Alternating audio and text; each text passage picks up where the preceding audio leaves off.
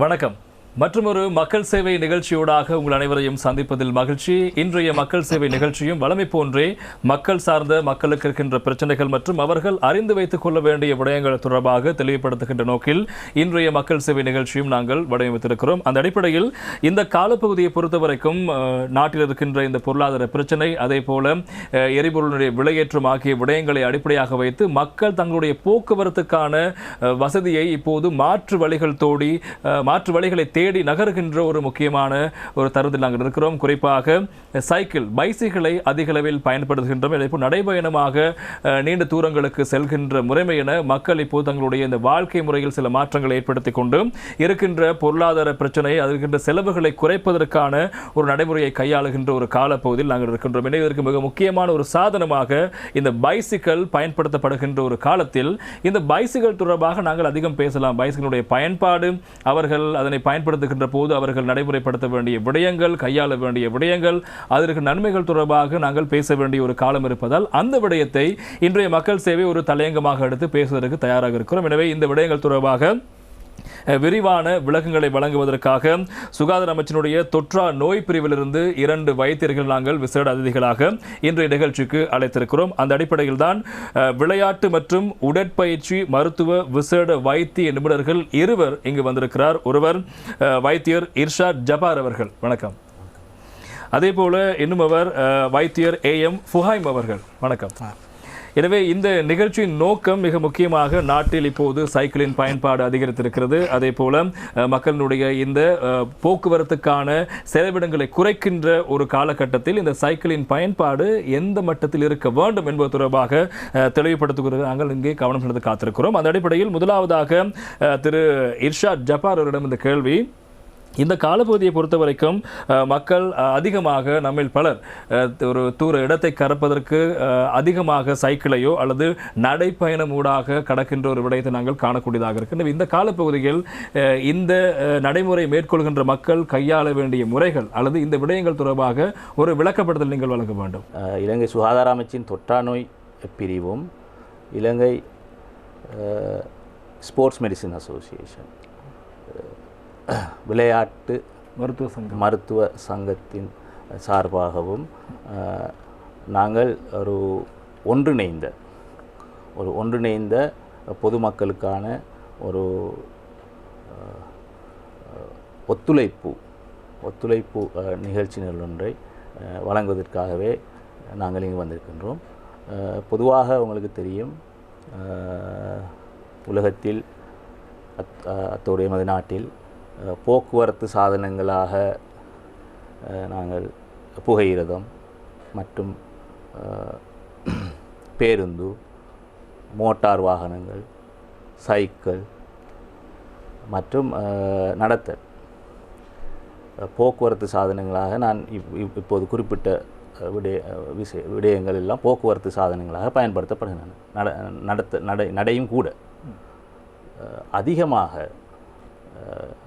கடைசியில் நான் குறிப்பிட்ட சைக்கிள் சவாரியும் அடுத்தது நடையும் மிகவும் அதிகமானவர்களால் குறிப்பாக எமது நாட்டில் கிராமப்புறங்களில் பயன்படுத்தப்படுகிறது.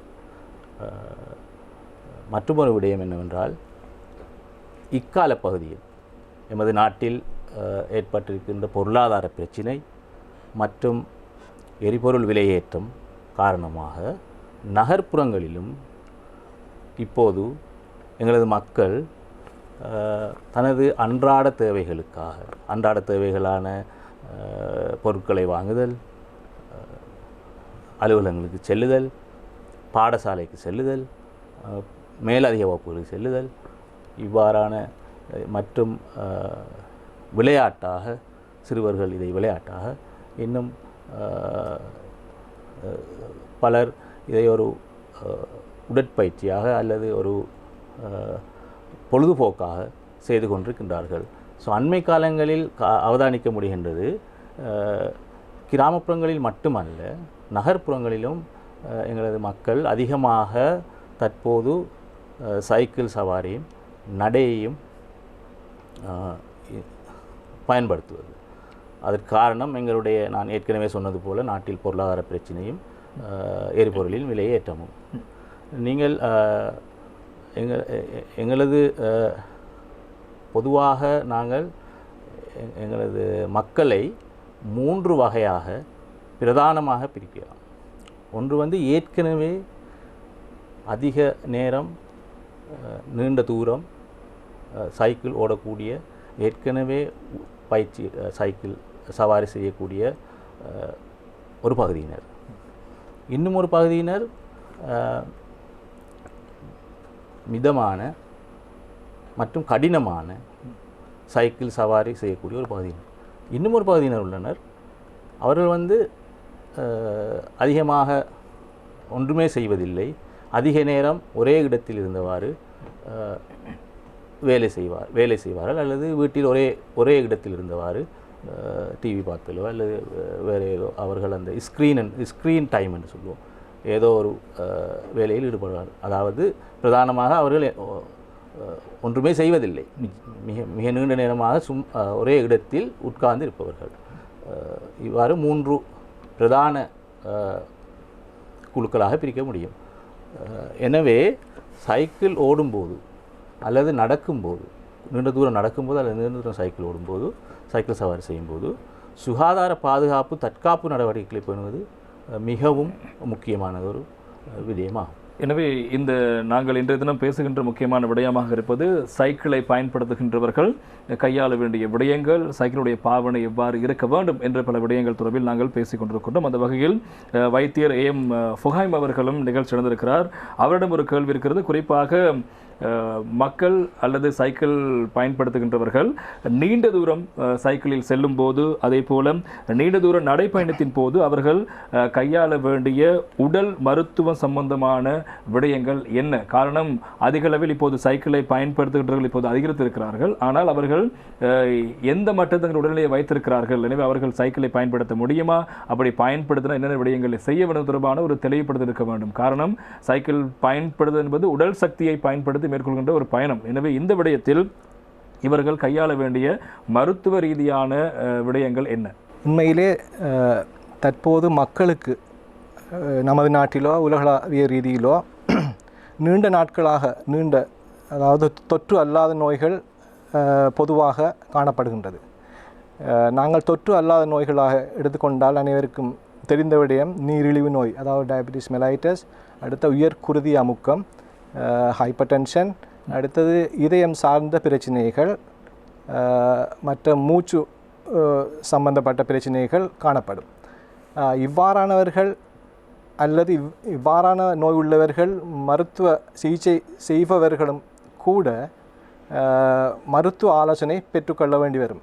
ஏனென்றால் இவ்வாறானவர்களுக்கு திடீரென நீண்ட நேரம் சைக்கிள் சவாரி செய்யும்போது அல்லது நீண்ட நேரம்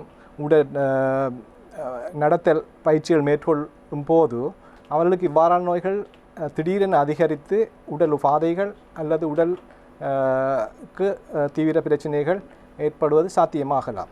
மற்றும் மேலும் 40 வயதிற்கு மேற்பட்டவர்கள் இவர்களுக்கு இவ்வாறான நோய்களுக்குரிய குணங்குறிகள் அல்லது கண்டுபிடிக்கப்படாமல் உடலினுள் காணப்படக்கூடிய சாத்தியம் உள்ளது. இவர்கள் இவ்வாறான நீண்ட நேர சைக்கிள் சவாரி அல்லது நடத்தல்களை மேற்கொள்ளும் போது அவ்வாறான நோய்கள் திடீரென வெளிப்படுவதன் மூலம் அவர்களுக்கு உயிருக்கு ஆபத்து அல்லது பாதிப்பு உண்டாகலாம். எனவே இவர்கள் கட்டாயமாக இவர்களது நோய் மருத்துவரை நாடி அதனை பரீட்சித்து கொண்டு அவர்களின் தீவிரத்தன்மையை ஆராய்ந்த பிற்பாடு அவர்கள் இவ்வாறான சைக்கிள் சவாரிகளுக்கோ நீண்ட தூர நடத்தலுக்கோ செல்ல வேண்டி ஏற்படும். மேலும் சில இவர்களுக்கு சைக்கிள் சவாரி செய்வர்களுக்கோ நீண்ட நடத்தல் மேற்கொள்வதற்கோ சில சமயங்களுக்கு காய்ச்சல் அல்லது தடிமன் அல்லது வயிற்றோட்டம் போன்ற நோய்கள் தற்போது இருக்கலாம் அல்லது சில நாட்களுக்கு முதல் இருந்திருக்கலாம். அவ்வாறானவர்கள் கட்டாயமாக அந்த அந்த நோய்களுக்கு சிகிச்சை பூரணமாக பெற்று குணமடைந்த பின் தான் அவர்களது இவ்வாறான செயல்களில் ஈடுபட கூடிய வேண்டும். அது மட்டுமல்லாமல் தசை, மூட்டு, எலும்பு சம்பந்தமான வியாதிகள் உள்ளவர்கள் அவர்களும் கூட மருத்துவ ஆலோசனை பெற்றுக்கொள்ள வேண்டும். மேலும் திடீரென வர சைக்கிள் சவாரியை மேற்கொள்ள ஆரம்பிப்பவர்கள், அதாவது இதற்கு முன்னர் எந்தவித பயிற்சிகளோ இல்லாதவர்கள், அவர்கள் திடீரென நீண்ட தூரம் பிரயாணிப்பதை தவிர்த்து கொண்டு அவர்கள் படிப்படியாக சிறிது நேரங்கள் பயிற்சிகள் மேற்கொள்வதன் மூலம் பிரயாணித்து படிப்படியாக அவர்கள் டைமை அதிகரித்து கொள்ள முடியும். உதாரணமாக ஒருவர் 30 நிமிஷம் புதுசாக ஆரம்பிப்பவர் 30 நிமிஷம் பயணிக்கணும்னு சொன்னால் அவர் உடனடியாக 30 நிமிஷம் போக தேவையில்லை, ஓட தேவையில்லை, சைக்கிள் சவாரி செய்ய தேவை. இப்போது இந்த காலப்பகுதியை பொறுத்த வரைக்கும் இந்த எரிபொருள் விலை தொடர்பான விடயங்கள் வந்தவுடன் அதிகளவானோர் சைக்கிளை எடுத்து தங்களுடைய பயண தூரத்தை காரியாலயத்தில் பணிபுரிகின்றவர் தங்களுடைய காரியாலயத்துக்கும் அல்லது பொருட்களை கொள்ளும் செய்ய வேண்டும் என்றால் முச்சக்கர வண்டியிலோ அல்லது மோட்டார் சைக்கிள் சென்றவர் இப்போது சைக்கிளில் செல்கிறார். சில வேளை கிட்டத்தட்ட ஒரு 15-20 கிலோமீட்டர் செல்ல வேண்டும் என்றாலும் சைக்கிளை பயன்படுத்துகிற நிலைமை காணப்படுகிறது. எனவே அவ்வாறு திடீரென ஒருவர் சைக்கிளை பயன்படுத்துகின்ற போது அவர் தன்னுடைய மருத்துவம் சார்ந்த விடயங்களை கையாளுவதற்கு மேலதிகமாக வேறு என்ன விடயங்களை அவர்கள் கையாள வேண்டும்? காரணம் உடல் ரீதியான வெவ்வேறு பிரச்சனைகளுக்கு காரணம் இருக்கிறது. எனவே அதனையும் நீங்கள் தெளிவுபடுத்துவோம். சில வேளைகளில் இவர்களுக்கு கடினமான வேலைகள் ஈடுபடும் போது நெஞ்சுவலி மற்றும் மூச்சு திணறல் மற்றும் அவர்களுக்கு மயக்கம் ஏற்படுற நிலைமைகள் உண்டாகலாம். இவ்வாறான குணங்குறிகள் சில வேளைகளில் அவர் உடலினுள் இருக்கின்ற பாரிய நோய்களுக்குரிய அறிகுறியாக காணப்படலாம்.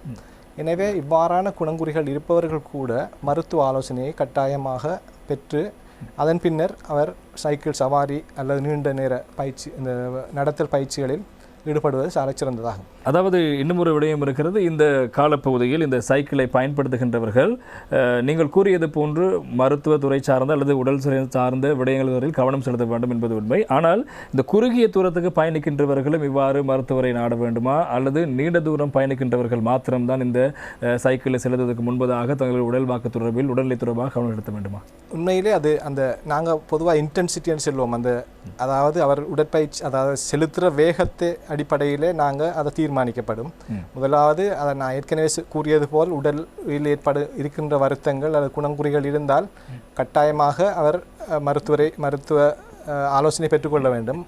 இவர் மெதுவாக அல்லது குறுகிய தூரம் செல்லும் போது அவருக்கு பொதுவாக எந்த பாதிப்பும் இருப்பதற்கு சாத்தியம் குறைவு. அதை மைல்டு இன்டென்சிட்டின்னு சொல்லுவோம் நாங்கள். அவர்களுக்கு கட்டாய தேவையில்லை.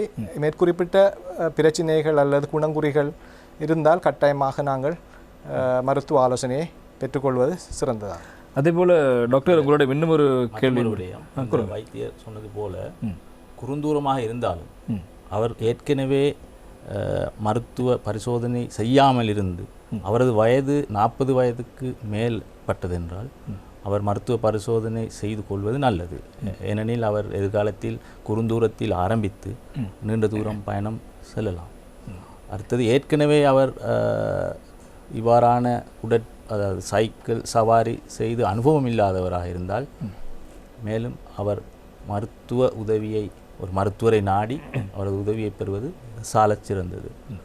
அதேபோல் உங்களிடம் இன்னும் ஒரு கேள்வி இருக்கிறது டாக்டர் இர்ஷாத் ஜபார் அவர்களிடம். குறிப்பாக இந்த நீண்ட தூரம் சைக்கிள் சவாரி செய்கின்ற ஒருவர் கையாள வேண்டிய விடயங்கள் என்ன? அதில் குறிப்பாக சைக்கிள் ஓடுவதற்கு முன்பதாக, சைக்கிள் ஓடுகின்ற போது, அதே போல் சைக்கிளை செலுத்திவிட்டு அதன் பின்னர் முடிந்த பின்னர் அவர் மேற்கொள்ள வேண்டிய செயற்பாடுகள் தொடர்பாக சற்று தெளிவுபடுத்துங்கள்.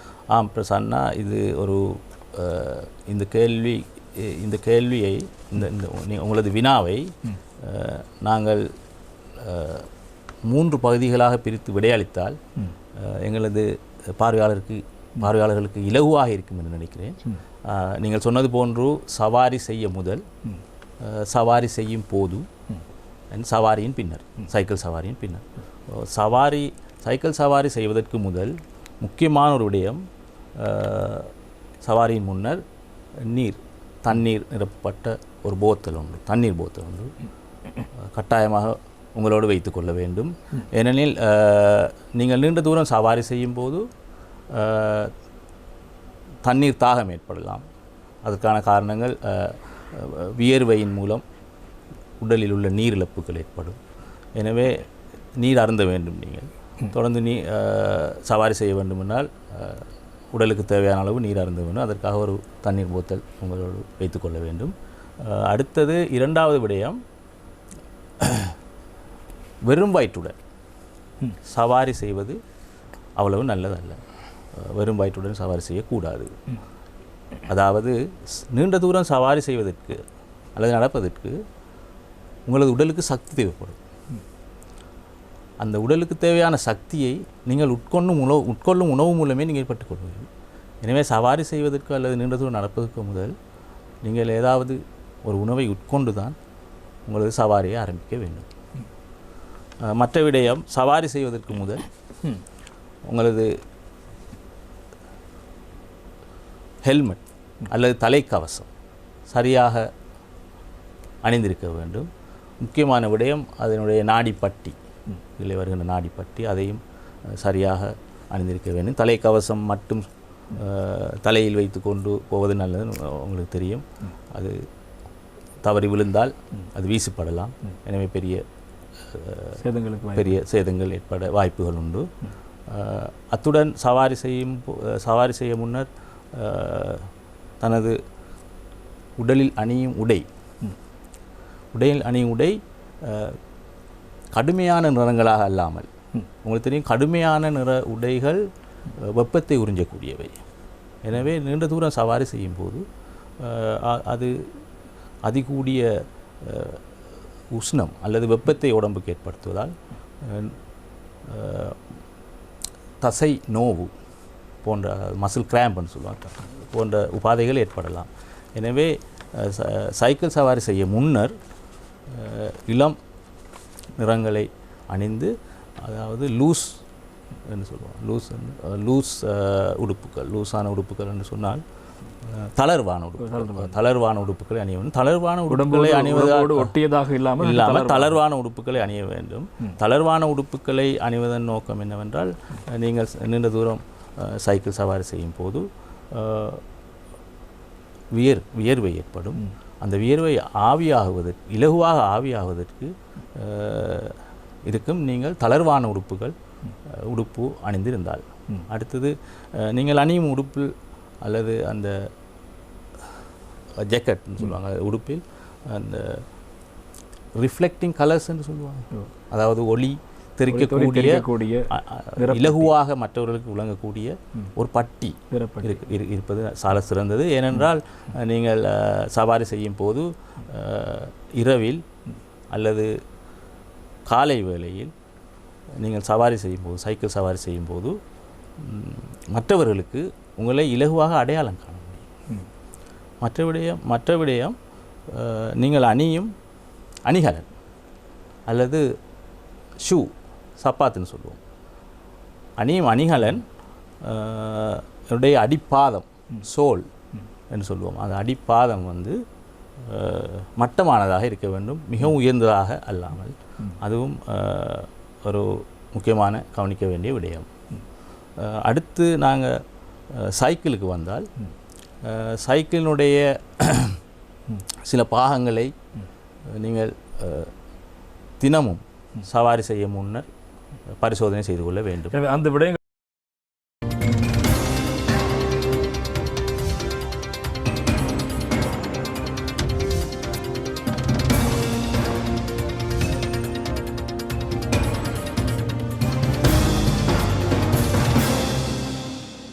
மக்கள் சேவை நிகழ்ச்சி நடந்திருக்கிறோம். இன்றைய மக்கள் சேவை நிகழ்ச்சியில் குறிப்பாக உடல் பயிற்சியை அடிப்படையாக வைத்த குறிப்பாக முக்கியமான சாதனமாக இருக்கின்றது இந்த பைசிக்கிள்னு சொல்லுவோம், அல்லது மிதிவண்டி அல்லது ஈருருளி என்று சொல்லப்படுகின்ற இந்த இயந்திரத்தை பயன்படுத்துகின்ற போது நாங்கள் எவ்வாறான நடவடிக்கைகளை கையாள வேண்டும் என்பது தொடர்பாக இரு விசேட வைத்தியர்கள் இந்த நிகழ்ச்சிக்கு வருகை தந்து தங்களுடைய விளக்கங்களை வழங்கிக் கொண்டிருக்கிறார்கள். அடிப்படையில் குறிப்பாக விளையாட்டு மற்றும் உடற்பயிற்சி மருத்துவ விசேட வைத்தியர் இருவருமே அந்த துறை சார்ந்த விசேட வைத்தியர்கள் இர்ஷாத் ஜபார், அதே போல AM ஃபுஹைம் ஆகிய இருவரும் வருகை தந்து நிகழ்ச்சியில் தங்களுடைய விளக்கங்களை வழங்கிக் கொண்டிருக்கிறாங்க. அந்த அடிப்படையில் டாக்டர், நாங்கள் கயத்துக் கொண்டிருந்தோம், இந்த நீண்ட தூர சவாரி செய்கின்ற போது நாங்கள் ஆரம்பத்தில் கடைபிடிக்க வேண்டிய விடயங்கள் தொடர்பாக பேசிக் கொண்டிருந்தீர்கள். நீங்கள் மீண்டும் தொடரலாம் அந்த விடயங்களை. ஆமாம், சைக்கிள் சம்பந்தமாக சில விடயங்களை நான் கதைக்க வேண்டும். சைக்கிளினுடைய உதிரி பாகங்கள் நீங்கள் சவாரியை ஆரம்பிக்க முன்னர் சரியாக இருக்கின்றதா, அவை உடைந்த பாகங்கள் இருக்கின்றதா என்று பார்க்க வேண்டும். அடுத்த விடயம், உங்களுடைய சைக்கிள் செயின் நன்றாக கிரீஸ் பூசப்பட்டு ஓடக்கூடிய நிலைமையில் இருக்கிறதா என்று பார்க்க வேண்டும். அடுத்தது சைக்கிளுடைய பிரேக், நிறுத்தி என்று சொல்வார், பிரேக் சரியான முறையில் வேலை செய்கின்றதா என்று நீங்கள் சரி செய்து பார்த்து கொள்ள வேண்டும். அடுத்த விடயம், சைக்கிளினுடைய 2 டயர்களும் சரியான முறையில் காற்றேற்றப்பட்டுள்ளதா என்று அதையும் நீங்கள் உறுதி செய்த பின்புதான் சைக்கிள் சவாரியை ஆரம்பிக்க வேண்டும். அடுத்த விடயம், சைக்கிள் சவாரி ஆரம்பிப்பதற்கு முன்னால் சைக்கிளில் அந்த சிலர் சைக்கிள்களில் நீங்கள் பார்த்திருப்பீர்கள், அந்த ரிஃப்ளெக்டிங் லைட்ஸ், அது சில ஹெல்மெட்லேயும் இருக்கும், அல்லது சைக்கிள் சீட் அல்லது ஆசனத்துக்கு பின்னால் சில சைக்கிள்களில் சைக்கிள் பெடல் என்று சொல்லக்கூடிய அந்த துடுப்பு சைக்கிள் பெடலில் இருக்கும். ரீஃப்ளெக்டர் லைட் என்று சொல்லக்கூடிய அந்த ஒளியை திரிப்படைய செய்யக்கூடிய அந்த விளக்கு இருத்தலும் ஒரு சிறந்த விடயம் அது. அடுத்து, நாங்கள் சைக்கிள் சவாரி செய்யும் போது, நீண்ட தூரம் சைக்கிள் சவாரி செய்யும் போது உங்களுக்கு நன்றாக தெரியும், நீங்கள் கண்டுபிடிப்பீர்கள், அதிகமானவர்கள் கைத்தொலைபேசி அழைப்பொன்று வந்தால் அதை ஏற்று அதற்கு விடையளிப்பதை நீங்கள் பார்த்து கொண்டிருக்கின்றீர்கள். அதுவும் ஒரு சிறந்த விடயம் அல்ல. அதை நாங்கள் அனுமதிக்கக்கூடாது. அவ்வாறு அவசரமான ஒரு தொலைபேசி அழைப்பொன்று வந்தால் சைக்கிளை ஒரு பாதையின் ஒரு ஓரமாக நிறுத்திவிட்டு அந்த அழைப்புக்கு நீங்கள் அதை முடித்துவிட்டு மீண்டும் நீங்கள் உங்களுடைய சவாரியை ஆரம்பிக்கலாம். 2வது விடயம், உங்களுக்கு தன்னித்தாகம் ஏற்பட்டால், சவாரி செய்து கொண்டிருக்கும்போது தன்னித்தாகம் ஏற்பட்டால், நான் முன்பு சொன்னது போன்று பாதையின் ஓரமாக சைக்கிளை நிறுத்தி வேண்டிய அளவு நீங்கள் நீரை அருந்திவிட்டு மீண்டும் உங்களது சவாரியை ஆரம்பிக்கலாம். அதாவது நான் இந்த விடயங்களை சொல்லுவது என்னவென்றால், முக்கியமான விடயம், சைக்கிள் சவாரி செய்யும் போது தொடர்ச்சியாக அவர்களது சவாரி செய்பவர்களது 2 கைகளும் ஹேண்டில் அல்லது கைப்பிடியில் தொடர்ந்து இருக்க வேண்டும்.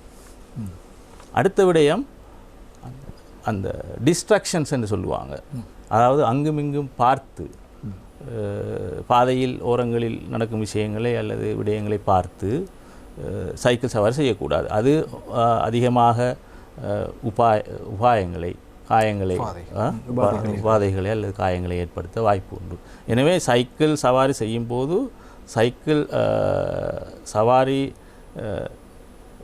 செய்வதிலேயே அவர்களுடைய கவனத்தை செலுத்த வேண்டும்.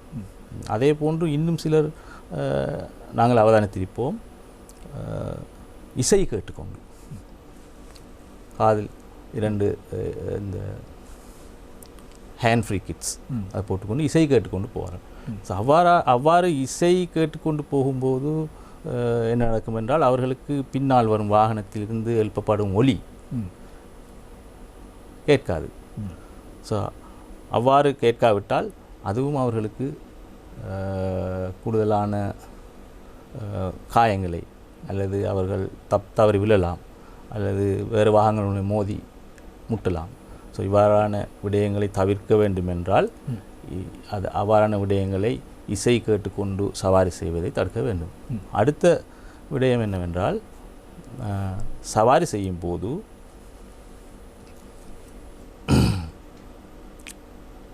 வேறு எந்த விதமான கருவிகளையோ, நான் முந்தி சொன்னது போன்று வேறு எந்த விதமான கருவிகளையோ பயன்படுத்துவது நன்றல்ல, தவிர்க்கப்பட வேண்டும். அடுத்த விடயம் சவாரி செய்து முடிந்த பின்னர். நாங்கள் முந்தி பார்த்தோம் சவாரி செய்ய முன் சைக்கிள் சவாரி செய்யும் போது, சைக்கிள் சவாரி செய்து முடிந்தவுடன் நீங்கள் நீண்ட தூரம் சைக்கிள் சவாரி செய்திருந்தால் உங்களது உடம்பிலிருந்து அதிக அளவு நீர் வியர்வை மூலம் இழக்கப்பட்டிருக்கும். அவ்வாறு வியர்வை மூலம் இழக்கப்பட்ட நீரை ஈடு செய்வதற்கு அதிகமான நீரை அருந்த வேண்டும். அது ஒரு முக்கியமான விடயம்.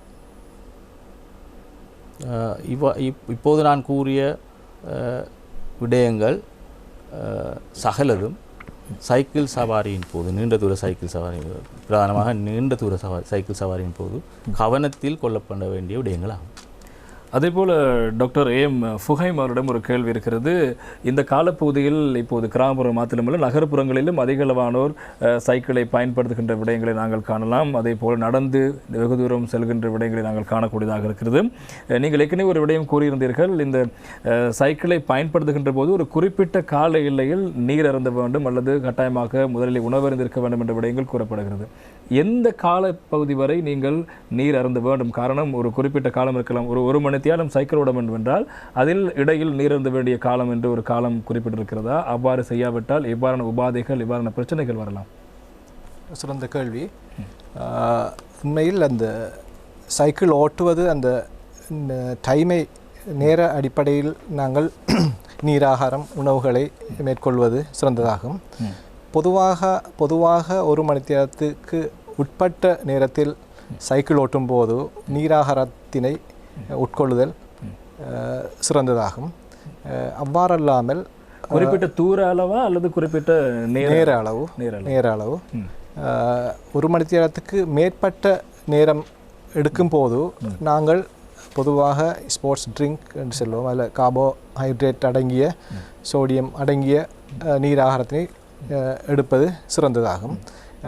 பொதுவாக ஆரம்பிப்பதற்கு முன்னர்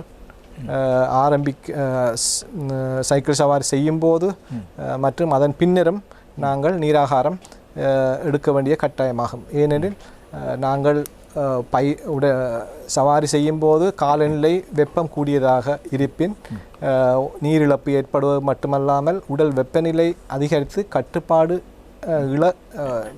வெப்ப கட்டுப்பாடு சீரடையாமல் உயர்ந்து உடலிற்கு வெப்பம் தொடர்பான உபாதைகள் மற்றும் உயிர் போகின்ற அளவுக்கான ஹீட் ஸ்ட்ரோக் என அழைக்கப்படுகின்ற உபாதைகளும் சாத்தியமாக இருக்கின்றது. எனவே நீராகாரம் சிறந்த கட்டாயமாக எடுத்துக்கொள்ள வேண்டிய முக்கியமான விடயமாகும்.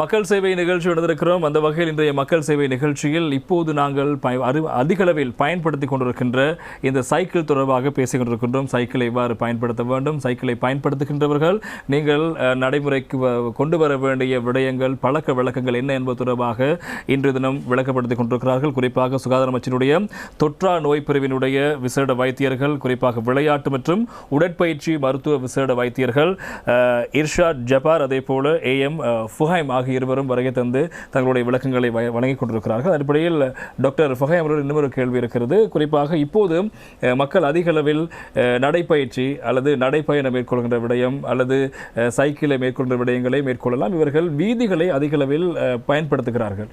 இதன் போது அவர்கள் உபாதைக்குள்ளாக வாய்ப்பு இருக்கிறது. எனவே அதன் போது அவர்கள் எவ்வாறு உபாதைக்குள்ளாக கூடுதலாக இருக்கும். எனவே அதுக்கு அவர்கள் என்ன செய்ய வேண்டும்? சிறந்த கேள்வி. இலங்கையின் சட்டத்தின்படி சைக்கிளும் கூட ஒரு மோட்டார் வாகனமாகவே கருதி அதற்கான ரோட் டிராஃபிக் ரூல்ஸ் கட்டுப்பாடுகள், வாகனங்களுக்குரிய கட்டுப்பாடுகள் இருக்கின்றன.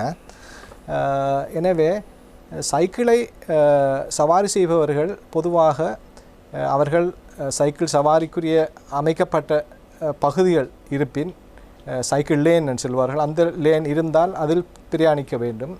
அல்லது இடது பக்கமாக வேகத்தை குறைத்தவாறு பயணத்தை மேற்கொள்வது சிறந்தது. அது மட்டுமல்லாமல் அவ்வாறு சைக்கிள் சவாரி செய்பவர்கள் பாதசாரிகளுக்கு ஒதுக்கப்பட்ட பகுதிகளில் வீதியின் பகுதிகளில் செல்லாது பாதையின் இடது பக்கமாக செல்ல வேண்டும். மேலும் பாதசாரி கடவைகள் மஞ்சட்கடவைகளில் சில நேரம் நாங்கள் அவதானித்திருக்கலாம். சைக்கிள் சவாரி செய்பவர்கள் அதன் மூலம் கடப்பதை பார்த்திருப்போம். ஆனால் அதுவும் கூட செய்வது குற்றமான ஒரு விடயமாகும். அதாவது நீங்கள் கூறுவது டிராஃபிக் லைட்டில் டிராஃபிக் ஒரு அங்கே இருக்கின்ற ஒரு சமிஞ்சை விளக்கு அருகில் சைக்கிள் நிறுத்தி வைத்திருந்தால் அவர் அங்கிருந்து ரோடை கிராஸ் பண்ணுறதுக்காக ரோடை கடந்து செல்வதற்காக சைக்கிளை கையில் எடுத்துக்கொண்டு நடக்க முடியாது. சிவப்பு லைட் பத்துகின்ற டைமில் நாங்கள் சைக்கிளை நிறுத்தி நடந்தவாறு கடக்க முடியாது. அவர் அந்த பாதையில் ஒரு பயணியாக இருந்தால் நிச்சயமாக அவர் அதே பொசிஷன் இருக்க வேண்டும். எஸ். மற்றும் பாதசாரி கடவைகள் மஞ்சள் கடவைகள் கூட கடப்பது தடுக்கப்பட்டுள்ளது. நாங்கள் அநேகமாக இப்போது பார்க்கின்றோம், சைக்கிள் செல்கின்றவர்கள் வீதியில் செல்வார்கள். அங்கு ஒரு டிராஃபிக்கோ அல்லது அங்கு கடவை நடவடிக்கை போது அவர்களுக்கு தாமதமாகும் என்று தெரிந்தால் சைக்கிளை கையில் எடுத்துக்கொண்டு கடந்து செல்கின்ற வளமை இருக்கிறது. ஆனால் அது சட்டவிரோதமானது. அப்படி செல்ல முடியாது. மேலும் சில வேளையில் நாங்கள் பார்த்திருப்போம், சைக்கிள் சவாரி செய்பவர்கள் வேகமாக வாகனங்களை கடந்தவாறு மாறி செல்வார்கள். அதுவும் அவர்களுக்கும் ஆபத்தை உண்டாகக்கூடிய ஒரு பிரச்சனையாகும். மேலும் நாங்கள் சைக்கிள் சவாரி செய்யும் போது பாதைகளை நன்கு அவதானித்தவாறு நாங்கள் செல்ல வேண்டும். பாதைகளில் குழிகள் இருக்கலாம். அவ்வாறான குழிகள் மூலம் ஆபத்துக்கள் அதில் விழுவதன் மூலம் எலும்பு உடைவுகள் அது மாதிரியான பிரச்சனைகள் வர சாத்தியம் உள்ளது. மேலும் நாங்கள் பாதைகளை கடந்து செல்லும்போது பாதைகளில் தெரு நாய்கள் பொதுவாக நாங்கள் அவதானித்திருப்போம். அதன் மூலம் பெருமளவான விபத்துகள் நடக்கின்றன. அவைகளையும் அவதானித்தவாறு கால்நடைகளையும் அவதானித்தவாறு நாங்கள் கவனமாக மெதுவாக நாங்கள் செல்வது சிறந்ததாகும். இவ்வாறான பிரச்சனைகள் நடத்தல் மூலம் செல்பவர்களுக்கும் கூட சில வேளைகள் பிரச்சனைகள் ஏற்படலாம். எனவே கவனமாக செல்வது சிறந்ததாகும். அதே போல் இந்த சைக்கிளை நாங்கள் பயன்படுத்துகின்ற போது வைத்தியர் ஜஃபாரோட ஒரு கேள்வியாக இருக்கிறது. நாங்கள் சைக்கிளை அமரும்போது அல்லது சைக்கிளில் செல்கின்ற போது எப்படியான நடைமுறைகளை கையாள வேண்டும் என்பதற்கு நாங்கள் சிறுவர்கள் முதல் முதியோர் வரை அனைவரும் சைக்கிளை பயன்படுத்துகிறார்கள். எனவே அந்த சைக்கிளின் பயன்பாடு நாங்கள் பயன்படுத்துகின்ற போது அதனுடைய முறைமை தொடர்பாக எதுவும் இருக்கிறதா? நாங்கள் இப்படித்தான் சைக்கிளில் அமர வேண்டும், இப்படித்தான் இருக்க வேண்டும் தொடர்பான விடயங்கள் இருக்கிறதா? படத்தில் பார்த்து கொண்டிருப்பது ஒரு சைக்கிளும் அதில் சவாரி செய்யும் ஒரு மனிதரையும், எங்களுக்கு தெரிந்த விடயம் ஒரு சைக்கிளினுடைய அடிப்படையான உதிரி பாகங்கள் சிலவற்றை சொல்லி நான் எனது விடயத்தை ஆரம்பிக்கலாம் என நினைக்கின்றேன். இது சைக்கிளினுடைய ஹேண்டில் அல்லது கைப்பிடி. இது சைக்கிளினுடைய சீட் அல்லது இருக்கை, ஆசனம் என்று சொல்லப்படும். இது சைக்கிளினுடைய பெடல் அல்லது துடுப்புன்னு சொல்லுவார்கள். இந்த படத்தில் எங்களுக்கு விளங்கவில்லை சைக்கிளினுடைய பெடலும் சைக்கிளினுடைய துடுப்பு, சைக்கிளுடைய பெடல், அதாவது துடுப்பு சைக்கிள் பெடல் ஆம் என்று சொல்லுவாங்க.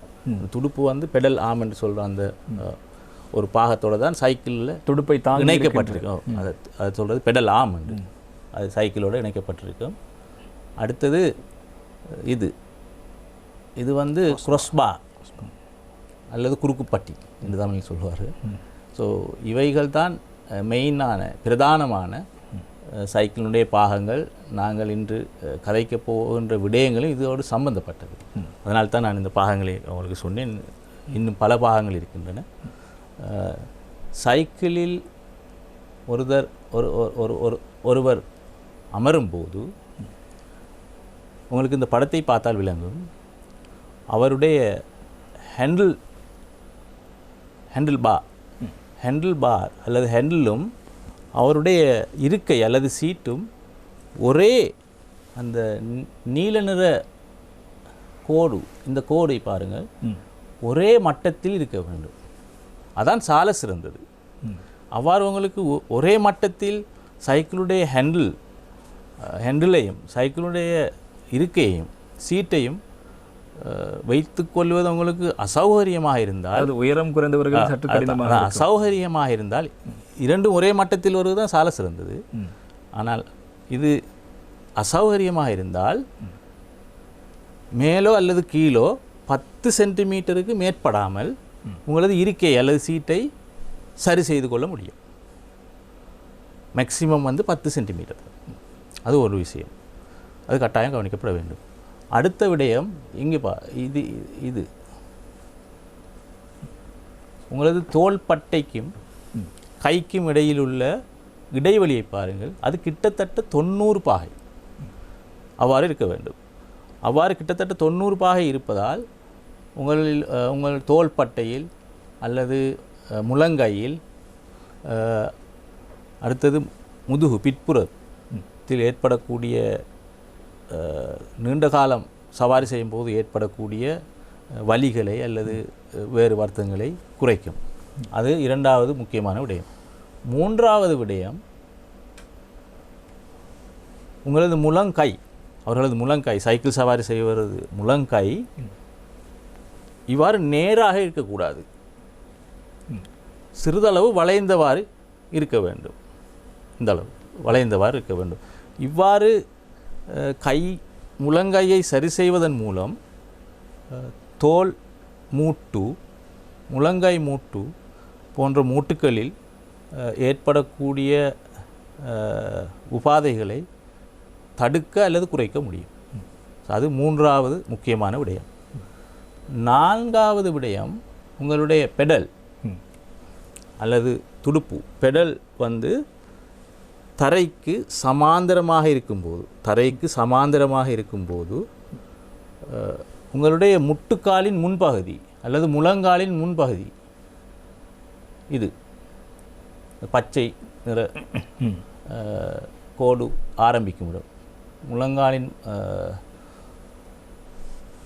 முன்பகுதியும் பெடல் ஆம் என்று சொல்லக்கூடிய அந்த நான் சொன்ன அந்த பெடலையும் பைசிக்கிளையும் இணைக்கின்ற அந்த பகுதியும் ஒரே நேர்கோட்டு செங்குத்தாக ஒரே நேர்கோட்டில் இருக்க வேண்டும்.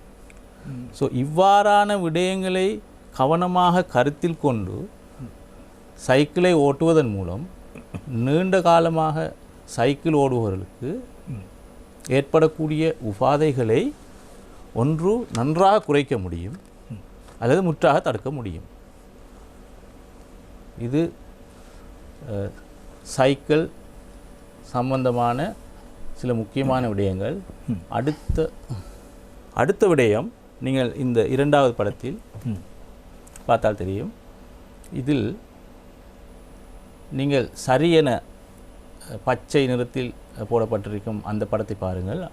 அதில் உங்களது ஹிப் ஜாயிண்ட் அல்லது இடுப்பு மூட்டு, அடுத்தது நீ ஜாயிண்ட் அல்லது முழங்கால் மூட்டு, ஆங்கிள் ஜாயிண்ட் அல்லது கணுக்கால் மூட்டு, இவை மூன்றும் உங்களது காலில் உள்ள மிகவும் முக்கியமான 3 மூட்டுக்கள். இந்த 3 மூட்டுகளும் ஒரே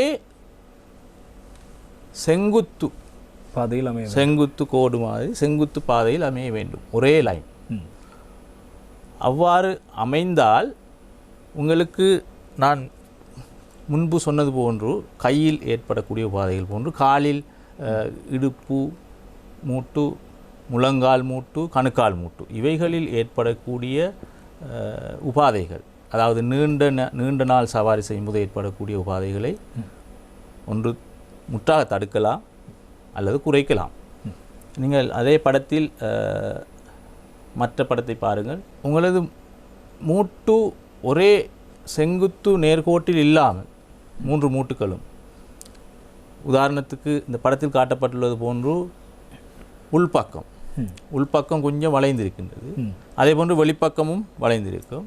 ஸோ அவ்வாறு உங்களுடைய காலை சரி செய்து நீங்கள் நீண்ட நேரம் சவாரி செய்தால் விரைவாக இவ்வாறான மூட்டுக்களில் ஏற்படக்கூடிய சில நோய்கள் அல்லது நோவு மிகவும் விரைவாக ஏற்பட வாய்ப்புண்டு.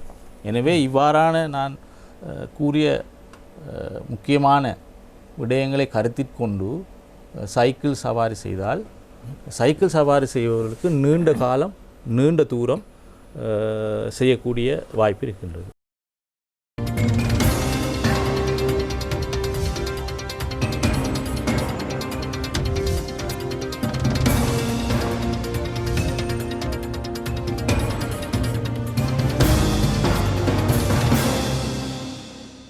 வசந்தம் டிவியின் மக்கள் சேவை நிகழ்ச்சி நடந்திருக்கிறோம். இன்றைய மக்கள் சேவை நிகழ்ச்சியில் நீங்கள் சைக்கிள் ஓடுபவராக இருந்தால் நீங்கள் கையாள வேண்டிய விடயங்கள் என்ன என்பது தொடர்பாக சுகாதார அமைச்சினுடைய தொற்றா நோய் பிரிவினுடைய 2 வைத்தியர்கள் வருகை தந்து தங்களுடைய விளக்கங்களை வழங்கிக் கொண்டிருக்கிறார்கள். அந்த அடிப்படையில் விளையாட்டு மற்றும் உடற்பயிற்சி மருத்துவ விசேட வைத்தியர்களான இர்ஷாத் ஜபார் அதே போல AM ஃபுஹைம் ஆகிய இருவரும் விளக்கங்களை வழங்கிக் கொண்டிருக்கிறார்கள். அந்த அடிப்படையில் வைத்தியர் ஃபுஹைம் அவரிடம் இன்னும் ஒரு கேள்வி இருக்கிறது. இப்போது இந்த பாதுகாப்பான சைக்கிள் ஓடுவதன் ஊடாக பாதுகாப்பான சைக்கிள் வழிமுறை ஊடாக சுகாதார ரீதியில் கிடைக்கின்ற நன்மைகள் எவை என்ற ஒரு கேள்விக்கு உங்களுடைய பதில் எப்படி இருக்கும்?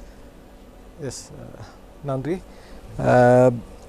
பொதுவாக தற்போது மக்களை எடுத்துக்கொண்டால் அவர்களுக்கு தொற்று அல்லாத நோய்கள் அதிகமாக காணப்படுகின்றது. நீரிழிவு நோய், உயர்குருதி அமுக்கம், அடுத்து இதயம் சார்ந்த பிரச்சனைகள் பொதுவாக காணப்படுகின்றது. உலகளாவிய ரீதியில் மட்டுமல்ல, நமது நாட்டிலும் கூட இறப்புக்கள் அதிகமாக ஏற்படுத்துகின்ற நோய்களாக இவைகள் இருக்கின்றன. எனவே இவ்வாறான நோய்கள், தொற்று அல்லாத நோய்களை தடுப்பதற்காக சில காரணிகள் காணப்படுகின்றன. அதில் ஒரு காரணியாக நாங்கள் முறையான உடற்பயிற்சி அல்லது உடல் செயற்படுகின்ற தன்மையை அதிகரித்தல் முக்கியமான ஒரு தடுக்கின்ற ஒரு காரணியாகும். அதாவது ஃபிசிக்கல் இன்ஆக்டிவிட்டி என்று சொல்லுவாங்க, அல்லது எக்ஸசைஸ் என்று கூட்டுற மூலம் இதை தவிர்த்து கொள்ளலாம். எனவே நாங்கள் இந்த சைக்கிள் ஓட்டம், சைக்கிள் சவாரி அல்லது நீண்ட தூரம் நடத்தல், இவையை நாங்கள் முறையாக தொடர்ச்சியாக நீண்ட காலத்திற்கு செய்து வருவோமானால் நாங்கள் இவ்வாறான தொற்று அல்லாத நான் கம்யூனிகபிள் டிசீசஸ் நாங்கள் எங்களுக்கு வராமல் நாங்கள் தடுத்து கொள்ளலாம். அது மட்டுமல்ல, இவ்வாறான தொற்று அல்லாத நோய் உள்ளவர்கள் அவர்கள் இவ்வாறான பயிற்சிகளில் அல்லது சைக்கிள் சவாரி நீண்ட தூரம் நடத்தலில் ஈடுபடுவதன் மூலம் அந்த நோயினை தொடர்ச்சியாக அதன் தீவிரத்தன்மை அதிகரித்து செல்லாமல் நாங்கள் கட்டுப்பாட்டுக்குள் வைத்து கொள்ள வேண்டும்.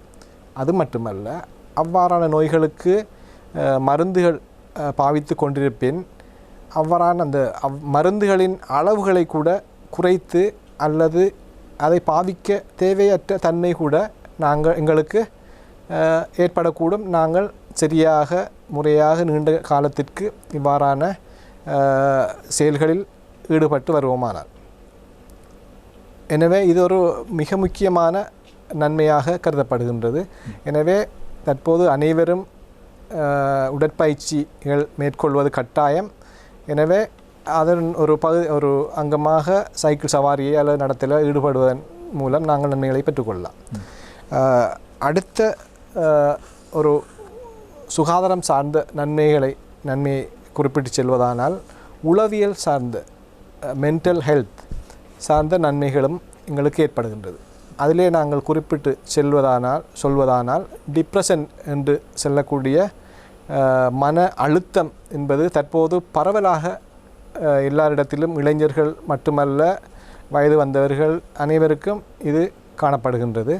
இந்த டிப்ரெஷன், அதாவது மன அழுத்தம், இது இவ்வாறான உடற்பயிற்சிகளில் அல்லது பாவிக்கும் போது, சைக்கிள் சவாரி நடத்தல் போன்ற விடயங்கள் ஈடுபடும் போது குறைவடைகின்றது. அது மட்டுமல்ல, டிமென்ஷியான்னு சொல்வார்கள், அதாவது மறதித்தன்மை பொதுவாக வயது அதிகரித்து செல்லும் போது ஏற்படக்கூடிய தன்மை அதிகமாகும். அது அல்சைமர்ஸ் டிசீஸ் என்று சொல்வார்கள். இவ்வாறான மனத்துடன் சார்ந்த நோய்களின் தன்மை குறைவடைந்து அல்லது தடுக்கப்படக்கூடிய சாத்தியம் காணப்படுகின்றது. மற்றும் உடல் ஆரோக்கியம் பேணப்படும். அது ஒரு முக்கியமான விடயம். உடல் ஆரோக்கியம், ஹெல்த்தி ஒரு லைஃப் ஒன்று கிடைக்கும். இதனால் பொதுவாக லாங்கெவிட்டின்னு சொல்லுவாங்க, நீண்ட காலம் ஆயுள் இருக்கக்கூடிய சாத்தியம் இருப்பது மட்டுமல்லாமல் சிறப்பாக ப்ரொடக்டிவிட்டி, வினைத்திறன், அதாவது ஒரு செயலில் ஈடுபடும் போது சிறப்பாக உற்சாகமாக செய்வதற்குரிய எங்களுக்கு நன்மை கிடைக்கும் இவ்வாறான பயிற்சிகள் ஈடுபடும் போது. எனவே எங்களது உற்பத்தி திறன் அதிகரிப்பதன் மூலம் எங்களுக்கு அதன் மூலம் பல நன்மைகள் கிடைக்கின்றது. இவை சுகாதார சம்பந்தமான நன்மைகள். இதை தவிர சுகாதாரமற்ற முறையில் நன்மைகளும் எங்களுக்கு கிடைக்கின்றன. நன்மைகள் அவைகளை சொல்ல வேண்டுமென்றால் பொதுவாக நிதி சம்பந்தமான நன்மைகள் மிகவும் தற்போதைய காலத்துக்கு பொருந்தக்கூடிய ஒரு முக்கியமான ஒரு விடயம். பொதுவாக தற்போது எரிபொருள் விலையேற்றம் அதிகமாக இருப்பதனால் எங்களுக்கு பொருளாதாரத்தில் நாங்கள் மீதப்படுத்தி கொள்ளக்கூடியதாக இருக்கும். மற்றும் நான் ஏற்கனவே குறிப்பிட்டது போல் ப்ரொடக்டிவிட்டி, உற்பத்தி திறன் அதிகரிப்பதன் மூலம் அதன் மூலமும் எங்களுக்கு சிறப்பாக தொழிலில் ஈடுபட்டு வருமானத்தை ஈட்டிக்கொள்ளக்கூடிய ஒரு நன்மை எங்களுக்கு உண்டாகின்றது. இதை தவிர வேறு சில நன்மைகளும் இருக்கின்றது. பொதுவாக சூழலுக்கு ஏற்படக்கூடிய நன்மைகள், இந்த சைக்கிள் சவாரி அல்லது நீண்ட நடத்தல் மூலம் ஜீரோ கார்பன் எமிஷன், அதாவது கார்பன் வெளியேற்றப்படுகின்ற அளவு பூஜ்ஜியமாக மாறுவதன் மூலம், அது மட்டுமல்ல புவி வெப்பமடை குளோபல் வார்மிங் என்று சொல்லுவார்கள், இதன் மூலம் சூழலுக்கு மட்டுமில்ல இயற்கை அழிவுகளிலிருந்து குறைவடையலாம் அல்லது தவிர்க்கப்படக்கூடிய சாத்தியங்களும் அதிகமாக காணப்படுகின்றது. எனவே இந்த சைக்கிள் ஓடுவது என்பது நமக்கு மாத்திரமல்ல, நம்மை சூழ உள்ளவர்களுக்கும் நம்மை சூழ இருக்கின்ற உலகத்திற்கும் மிக பாரிய நன்மைகளை தரக்கூடிய ஒரு விடயமாக இருப்பதை காணலாம். அதே போல் இன்னும் ஒரு இறுதியான ஒரு கேள்வி இருக்கிறது வைத்தியர் இர்ஷாத் ஜபார் அவர்களிடம். அதாவது இந்த சைக்கிள் ஓட்ட போட்டிகள் நடத்தப்படுகின்றன. எனவே அந்த போட்டிகளில் பங்கு கொள்கின்ற வீரர்களும் தங்களுடைய உடற்தகமை தொடர்பான அனுமதியை பெற வேண்டும் என்றால் எப்படியான விடயங்களை அவர்கள் கையாள வேண்டும்? ஆமாம், சைக்கிள் ஓட்ட போட்டி என்று சொல்லும் போது அது அதிகமாக நீண்ட தூர சைக்கிள் ஓட்டமாக, சைக்கிள் சவாரியாக இருக்க வேண்டும். குறைந்த தூரம் ஓடுவது மிக குறைவு. எனவே நாங்கள் ஆரம்பத்தில் சொன்னது போன்று அவ்வாறான விடயங்களில் ஈடுபடுவதற்கு முன்னர் தன்னை ஒரு மருத்துவ பரிசோதனைக்கு உட்படுத்தி அதற்குரிய ஆலோசனையும் வைத்தியரிடம் பெற்றுக்கொள்வது சால சிறந்தது. ஸோ இவ்வாறான விடயங்கள் எங்களது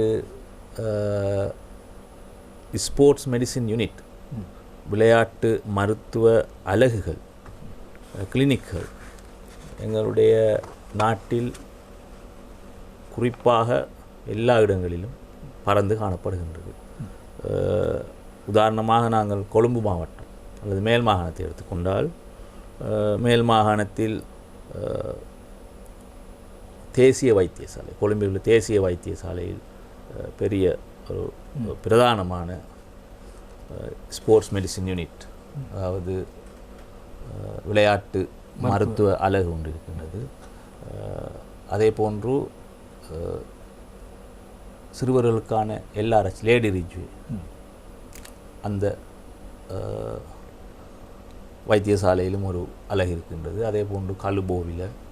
ஸோ இவ்வாறாக கிட்டத்தட்ட 14 விளையாட்டு மருத்துவ அலகுகள் இலங்கையில் பறந்து காணப்படுகின்றன. ஸோ இது நிறைய பேருக்கு இப்படி ஒரு விசேட மருத்துவ அலகு ஒன்று இருப்பது தெரியாது.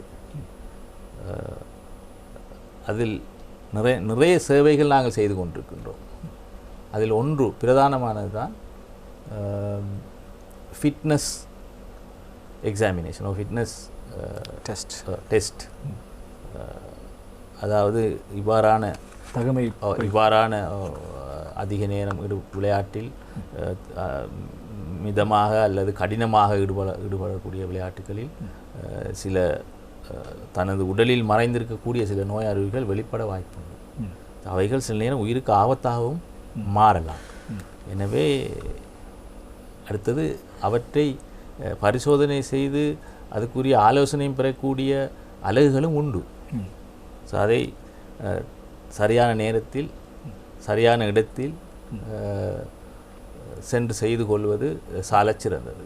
ஆமாம், நிச்சயமாக சைக்கிள் ஓடுகின்றவர்கள் கடைபிடிக்க வேண்டிய விடயங்கள் அல்லது நடைபயணமாக உங்களுடைய தூரத்தை கடக்கின்றவர்கள் கடைபிடிக்க வேண்டிய விடயங்கள் தொடர்பாக இன்றைய மக்கள் சேவை நிகழ்ச்சியில் முக்கியமான பல விடயங்களை பார்த்திருந்தோம். எனவே இந்த காலப்பகுதியில் எரிபொருள் விலையேற்றம், அதே போல பொருளாதார பிரச்சனைகள் காரணமாக மக்கள் அதிக அளவில் இப்போது உங்களுடைய போக்குவரத்து வசதியை குறுக்கிக் கொள்கின்ற அல்லது சைக்கிளூடாக அல்லது நடந்து செல்கின்ற விடயங்களை மேற்கொள்கின்ற காலப்பகுதி என்பதால் அந்த விடயத்தை நீங்கள் மேற்கொள்கின்ற போது எவ்வாறான விடயங்களை கையாள வேண்டும் என்பது தொடர்பாக உங்களை தெளிவுபடுத்த வேண்டிய பொறுப்புக்கமைய இன்றைய மக்கள் சேவை நிகழ்ச்சியில் அது தொடர்பான ஒரு தெளிவுபடுத்தலை நாங்கள் வழங்கியிருந்தோம். அந்த வகையில் இலங்கை சுகாதார அமைச்சினுடைய தொற்றா நோய் பிரிவில் இருக்கின்ற 2 விசேட மருத்துவர்கள் வருகை தந்து, குறிப்பாக விளையாட்டு மற்றும் உடற்பயிற்சி மருத்துவ விசேட வைத்தியர்களாக இருக்கின்ற 2 வருகை தந்தங்களுடைய விளக்கங்களை வழங்கியிருக்கிறார்கள்.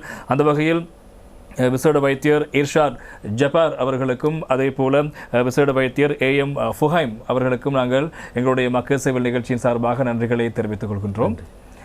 அதே போல இன்னும் ஒரு முக்கியமான இவ்வாறான ஒரு பிரதானமான ஒரு தலையங்கத்தோடு அல்லது முக்கியமான மக்களுக்கு தேவையான விடயத்தை பேசுவதற்கான மக்கள் சேவை நிகழ்ச்சியோடாக உங்களை சந்திக்கும் வரை விடைபெற்று செல்லும் நான் பிரசன்னா. வணக்கம் நேயர்களே.